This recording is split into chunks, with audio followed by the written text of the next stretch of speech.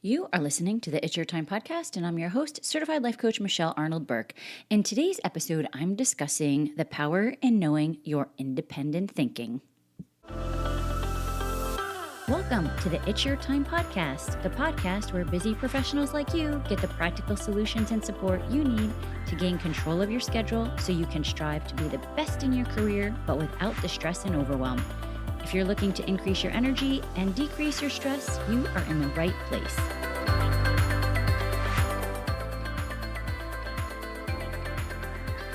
Hello. Welcome back to the podcast, friends. Happy 4th of July, Independence Day, and here we are, starting the second half of the year. We still have a lot of time, and I am curious, where are you with your goals for the year? And are there things that you still want to accomplish before you close out 2024? I am hoping so. I have to imagine, yes, indeed. And let's not also forget to recognize, before we jump ahead, what you have already accomplished in the first 6 months. It's so important to take this step to recognize what you have done. And here I'm talking about it in regards to the last 6 months, but I also want to encourage you to think about it every single day, every single week, every single month, to recognize what it is that you actually have done. Because listen, we all have our to-do lists, but do you have a ta-da list? It's a fun idea, right? Ta-da, like, look at what I did. We need to be able to give ourselves credit for the things that we are doing well. It is so important, and it truly will give you so much more powerful thinking in your life. And today, I want to talk about how you can embrace more of that. And I want to look at 3 levels of dependence. Kind of a fun idea, right? Play on Independence Day. I want to look at independence, dependence, and interdependence. And I want to have us really consider what it all means in our thinking. So let's start with where we might live at a level of dependence. And a lot of times, this is kind of automatic thinking, right? Oftentimes, it's also automatic negative thinking. Many of us have been socialized to think it's everyone else around us or circumstances in life that make us feel a certain way. Think about where you might have a story similar to this. Something like maybe he didn't do what I wanted, so he doesn't care for me, or she doesn't support me, or he made me mad. If only he or she would insert whatever it is, right? I would feel insert whatever it is. Really pay attention. That is a very important statement to recognize when you say it in your brain. If only he or she would do X, then I would feel what? Let me remind you of the basics that we talk about here. Your feelings come from your thoughts, not other people, not circumstances in life. And listen, I still work on this myself, right? I think a freaking gloomy day makes me feel tired. Knowing this is not the case, that people and circumstances do not cause you to feel a certain way, is the best news ever. And it's where you stand in your power, because that means that you are in charge of your life. You get to decide what you want to think. I was just listening to this podcast, David Bayer, I think it's called A Changed Mindset, literally just started listening, and I love what he's talking about. Primal versus powerful thinking. Like when you're making decisions in your life, are you making them from an automatic negative thinking kind of I'm the victim in my life, or are you stepping into your power and making powerful decisions? You get to decide how you react to all of the people and the circumstances in your life. You have complete control over that. And I think it really is, when we're looking at the different levels of dependence, I think knowing that you and your thinking create the results in your life, stepping into that is truly your strongest version of independence. When you think other people need to act a specific way for you to feel whatever it is, confident, loved, supported, well, you know what? You're in trouble. Because then you're saying, if they don't do the certain things in a way that I want them to, I am not able to feel a certain way. Pretty screwed, right? Because most of the time, people are not doing what we want them to do. And as I always say, once I figure out how to accomplish that, I will come back here and let you all know. It's just not the way the world works, thankfully, right? I think part of this also goes back to our education system and parenting, right? We tell kids things like, oh, don't do that, or mommy will be sad, or you make daddy happy when you get good grades, or insert whatever it is for you, whatever your story has been through the years. Question it. Question it. Start to unpack it. Start to unravel it. Is it really helpful for you to continue thinking that? It's no wonder why so many of us have grown up to become people pleasers and find it challenging to take a moment to think about what makes you happy. And let me enter in the power of the word and. For those of you who might think, this equates to just F everyone else and do your own thing. I don't. You can care about yourself and want to help others. What I'm saying is, don't base your well-being on others' actions.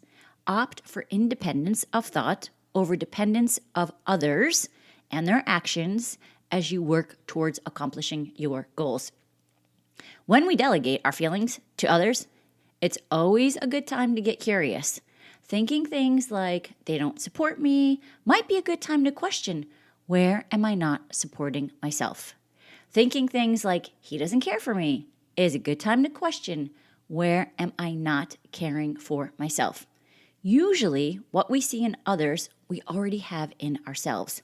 This idea, I've talked about it here before, you spot it, you got it, is something Martha Beck refers to, is if you see something in another person, or if you think that what they have going on is affecting you, right? You might already have a level of it in yourself. Now, so far, I've talked about thinking on the maybe not so positive side of how that plays into it around how you feel, but you can also think something great about a person.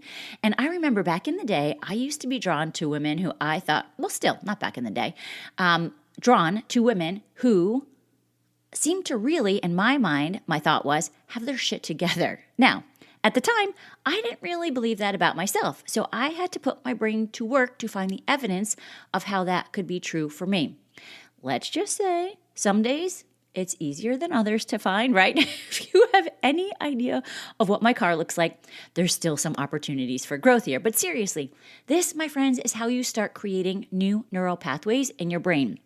In order to create new results, you have to start thinking new thoughts consistently, finding the evidence in order to create those new results. It's a system of decisions that you make your independent thinking over and over and over on purpose. And you have to start letting go of the old thinking. Two of these values, we really don't want them to exist for too long at the same level, right? So you have to start letting go of some old beliefs and bring in some of the new beliefs, letting go of the limiting beliefs. And it's something that you can actually start implementing today in order to finish out the year as your most favorite self. Also, by the way, can you even believe that we are talking about closing out the year? Let's not rush it, right? It is so important that you know how much agency you have in your life in this moment and the next moment and the next moment and the next moment, and how much power you have in creating the results in your life. It really is great news. You know, when we think it's others or, especially in this industry, I see a lot of folks blame the job. I'm sure it's not just our industry. I'm sure a lot of people blame the job, right? And I'm sure some people blame the boss, whatever external source it might be for you. Listen, I get it. I for sure used to blame this job. It's a nutty job. It has crazy hours. It is not very planned and process oriented, and you have to really have a significant support system on your side. Thank goodness for Mark. And you know what? Actually, holy smokes, wait. I am just realizing it was 18 years ago this weekend that I was actually on vacation with Mark and some friends at the Cape, and I was studying for this job and training. Yes, on vacation. Holy smokes, 18 years ago. Wow, time flies. And to that point, this job does entail sacrifices, right? Like on vacation studying. I'm not the only one. But you have to know that going in, this is for any job. It is not your job's responsibility to make you feel great and amazing. The good news is, again, your independent thinking and what you want to decide on purpose about the job is where the beauty lies. And it took me a long time to learn that. We have the choice. We can learn all of these coaching tools and mindset shifts in order to have the integration of work and life. And I have been thinking and talking a lot about this because we are hiring some new folks, and there are people across the country who have been reaching out to ask about just the job in general and how we can have work-life balance. And you guys know I don't love the idea of balance. I feel like that's just added pressure and it entails 50-50. And that for sure does not seem to be what I have encountered over the last, oh my God, what? Not 2 decades. I was going to say 2 decades. Don't I wish? Sometimes I feel like I'm 25 in my brain. We'll just leave it over a lot of years, okay? So you have to be the one to figure out what that work-life integration looks like. You have to be the one to be able to find where in your job, let's say, can you find things that excite you, that you intentionally do on purpose to recognize what brings you joy. You are the one who decides all of that. And you can try to figure it out and do all the mindset shifts and do all the coaching tools and go that route, or you can quit and find a job that's better suited for what you want in life. Again, it's knowing that you have the choice. And here's the thing. We take our brains with us. So yes, sometimes changing the circumstance is the best thing. And if you've been here with me for a while, you know when I first started talking about this, I really encouraged you to not change the circumstance, to be able to see the power in changing how you react to it. But you know what? Sometimes there are just things that if you want to change the circumstance and move on and not waste the energy with your coaching and mindset and journaling and affirmations and all of the goodness, then just change the circumstance. But know that you are choosing that.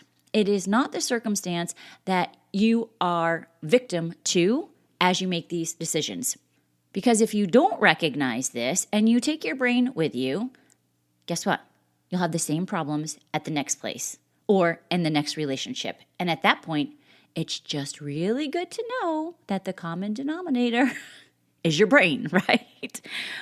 Okay, now we have talked about dependence, independence, and I just want to touch on interdependence because I think it's important, especially around all of these ideas, when we're talking about relationships or work. I think of interdependence more like teamwork. And listen, this is from a gal who for sure was not an athlete back in the day. In fact, I think I'm clear of any punishments, but some days I even skipped gym class in high school because I was so not an athlete. But I do see how important teamwork is in life. Interdependence, mutual dependence between two things. And like I said, it can be work, it can be personal relationships. It's the idea that we each take responsibility for ourselves and we help each other to accomplish a common goal. At work, that might mean you have difficult conversations, you talk about priorities, you talk about maybe where there are some disconnects. Same can be said for partnerships, right? Personal relationships, marriages. And I might equate it to or sum it up as emotional intelligence. The ability to manage both your own emotions and understand the emotions of people around you. It's pretty much what we've been talking about here today, right? Having a high EQ allows you to step into feeling less stressed, blaming others, and feeling like a victim in life. Having high emotional intelligence really allows you to step into the power of creating the life that you want, knowing you have the power within yourself. It is your independent thinking that allows you to create the magic in your life, which is the best news ever. It is an inside job. And there are many opportunities for growth for all of us. The good news is, as we mentioned in the start of this podcast, we still have the second half of the year. What are you going to do with it? And listen, speaking of the last 6 months, I am excited. I have some new things coming down the pipeline for you. I am completing a new menopause specialist certification course. I'm going to be adding some things here. And if you want to be a part of it and know as we are going what is being released, please hop on to my email list, michelleburkecoaching.com/list. It's where you get all the most up-to-date information. You get a monthly newsletter with additional free coaching tools and ideas.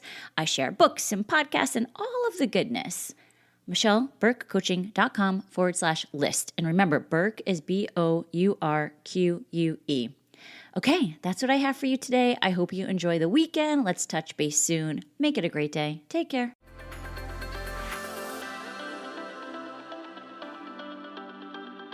Did you know you can take this work to a deeper level with me one-on-one?